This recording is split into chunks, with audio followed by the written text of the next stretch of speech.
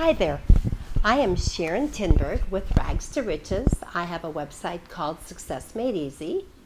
I've been in the residential cleaning service industry for 28 years. I owned a business for 20 years that cleaned 95 homes a day, and I've been a cleaning coach for the last 8 years. I have decided to come out of the closet and join the high-tech world and do some of these quick, short videos in the hopes that I can add something that the industry doesn't really currently have, which is someone who can marry the tried and true of the 80s cleaning service industry with the shiny and new of today's world. There are some things that need to be brought forward that will actually take you companies who are growing at the pace of 1 to 2 repeat clients a week at the pace of 8 to 10 repeat clients a week, if you just marry the two. So as I do these videos, I'm going to try very hard to keep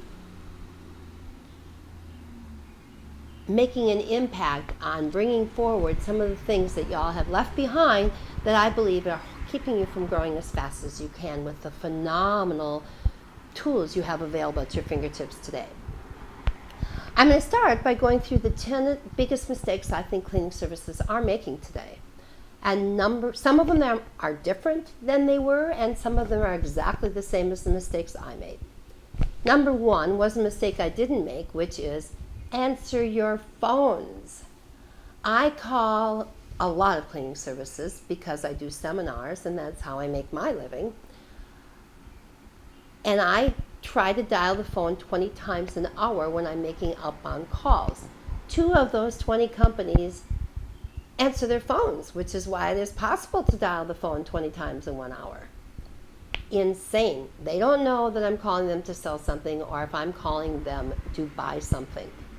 If you do not answer your phones, you cannot get a repeat client base. This is why so many companies today are growing rapidly, but they're growing their one-times.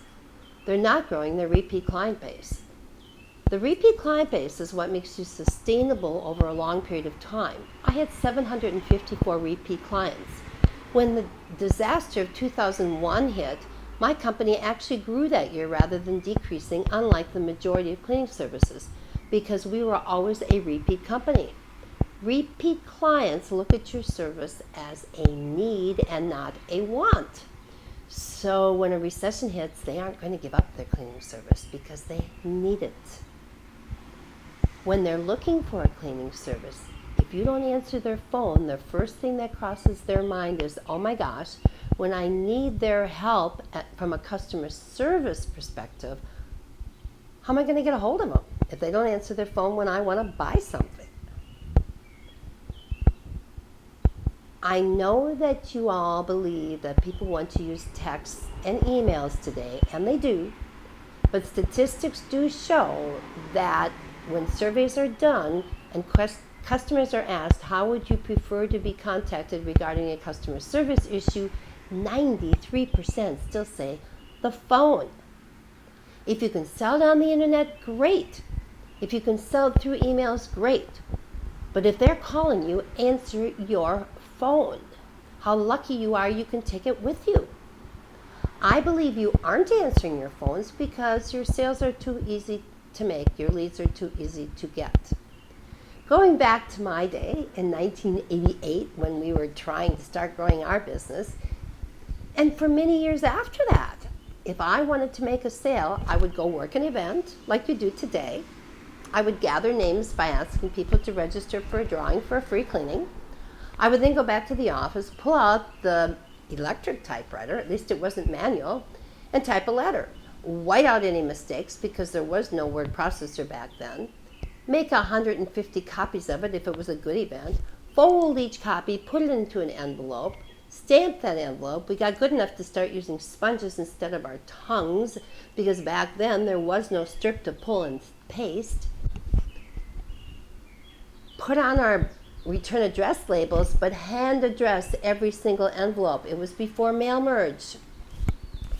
This whole industry has happened so fast, but we were doing close to 1 million before this whole industry happened. If you took the efforts we took back then and applied them today, you would grow at a remarkable speed. Obviously, if somebody called off of one of those letters, we would race to the phone if we were lucky enough to be in the office when they called, because remember, we had no cell phones. So we got back to the office and there was a message, we would call back immediately and again and again and again until we contacted that person. That's not true today. As a matter of fact, did you know that 71% of all leads are lost somewhere between you not answering your phones and getting back to that lead? So let's, just for one moment before I move on to the leads that are lost, let me mention a couple of statistics I forgot to mention about your odds of contacting a person if you don't answer the phone. So if you don't try and call a person back within the first 5 minutes of them calling you, and you wait as much as 30 minutes, your odds drop 100 times of reaching that client. And of course, therefore, simultaneously, your chances of selling that client decrease by 6 times. So let me ask you this. How significant would a 100% increase in sales make in the number of people who are attempting to use your service? That's what would happen if you would answer your phones. The other reason I want you to answer your phone is a lot of time and attention is money is spent in marketing trying to set yourself apart from your competitor, for people look at you differently. Well, in my opinion, if only 2 out of 20 people answer their phones, if you want to set yourself apart from your competitor, it's very simple. Answer your phone.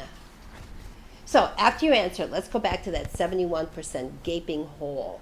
You need to get back to your clients. A sad statistic is it takes the average sales rep or owner or whoever is working that callback 46 hours and 53 minutes to return that call. That's 2 days. That is pathetic customer service. And you know what? Sales starts, in a way, with customer service. How difficult are you making it for your client to buy your product? Insane.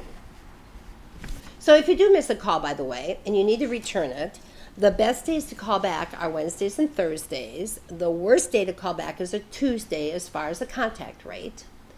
The best days for sales are Wednesdays and Thursdays. The worst day for sales are Fridays. Ironically, you'd think people would want their home cleaned before a weekend, but actually when we owned our cleaning service, we made a lot more sales on a Monday than we did a Friday, when I think people realize, hey, it's another weekend, I didn't get that job done, I'm ready to give in now. The best day synergized between close ratio and contact rates is Thursday between the hours of 4 and 6. But you know, you wouldn't have to worry about the best day to call them back if you answered the phone the first time. So please, if you're making this mistake, correct it immediately. If you are in the field cleaning a home, I used to say don't answer that phone. I have changed my mind. Tell your client, I'm sorry, but I got to grab this. It will solve 2 things. One is you'll eventually no longer have to clean houses, because if you don't answer that phone, you're going to catch 22 and you'll be cleaning houses for the rest of your life. Secondly, lots of clients tell me that they're afraid they're going to lose their clients because they're so used to them and they love their cleaning and they don't want anybody else in their house. Well, you know what? If you start spending a lot of time answering the phone, they're going to be glad to see you leave and somebody else come in. So, answer your phones, and I hope you join me next time when I'm going to cover the second biggest mistake that cleaning services make, which is spending more money on recruiting and keeping the external client than your internal client, your cleaner. Have a great day, make it a great day, and make those sales.